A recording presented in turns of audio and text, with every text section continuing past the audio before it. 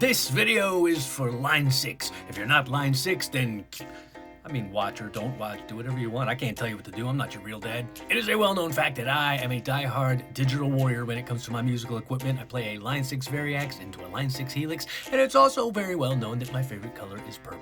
So much so that the comments start freaking out if I'm not wearing a purple shirt. So it was no surprise at all when my friend Brian sent me this message about a limited edition purple line 6 Helix.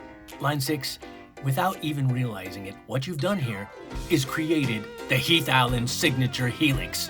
And this is my case as to why you should send me one. In the late 90s, I learned about Line 6's first product, the Axis 212 digital modeling amplifier, and I was blown away. I got one, and there's been no going back ever since. I later ordered the EEPROM chip to upgrade my Axis 212 to an AX2. It also came with a sticker you could slap across the front for the new labels. From there, I went to a Pod XT, and then a Pod X3, and then a Pod HD 500, until finally landing upon the Helix, which is what I play now.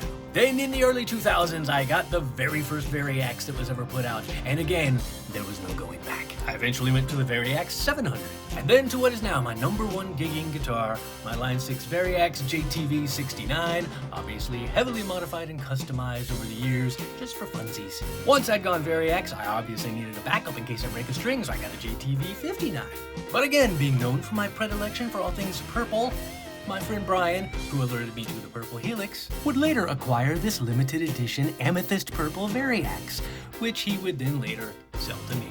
I even have the long since discontinued Variax bass. Now, since my Helix sees a ton of gigs and a whole lot of stomping, it's had to go into the shop a couple times for routine maintenance, for replacing switches and such. So as a contingency backup plan, I also have a Line 6 Spider 5120 and a Line 6 Catalyst amplifier. But you know what would be an even better backup for my Helix? Another Helix!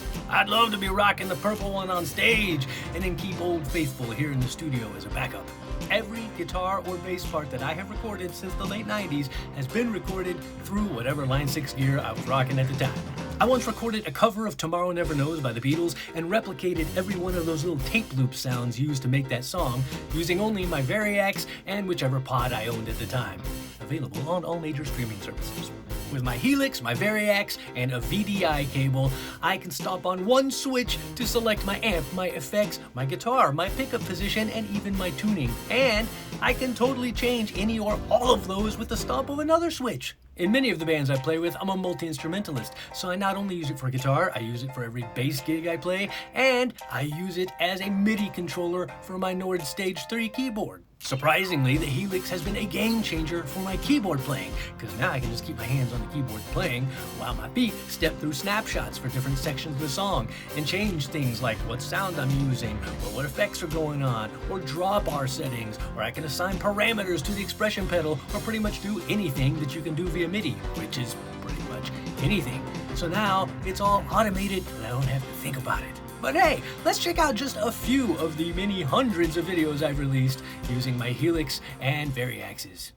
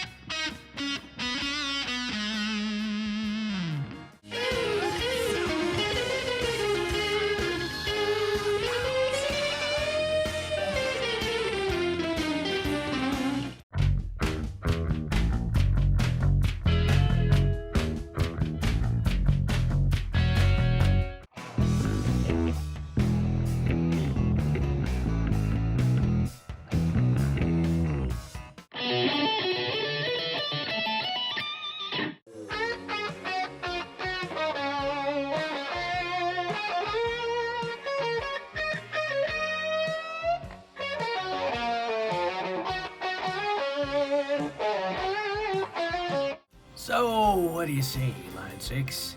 Doesn't it feel like the purple Helix was meant for me? It's destiny.